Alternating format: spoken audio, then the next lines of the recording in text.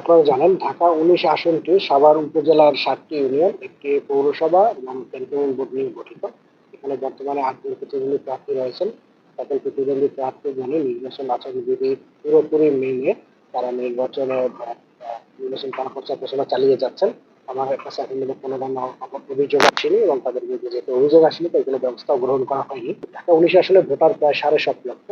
এই বিপুল পরিমাণ ভোটারের কথা মাথায় রেখে আমরা প্রতিটি নির্বাচনী কেন্দ্রে আমরা সিসি ক্যামেরা ইতিমধ্যে স্থাপন করা হয়েছে এবং একাধিক ধাপের আমাদের আইন শৃঙ্খলা বাহিনীর মোতায়েন রয়েছে। আমাদের নিরাপত্তার চাদর যেটাকে বলা হয়, একাধিক ধাপের নিরাপত্তার চাদর গ্রহণ করা হয়েছে।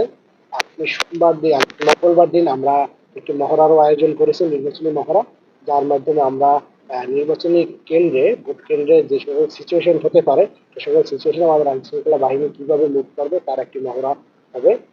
ইতিমধ্যে সকল ভোটারদের উদ্বুদ্ধ করেছি যাতে সুস্থ সুন্দর পরিবেশে এবং নিরাপত্তার সাথে তারা প্রতিটি কেন্দ্রে গিয়ে ভোট দিতে পারেন।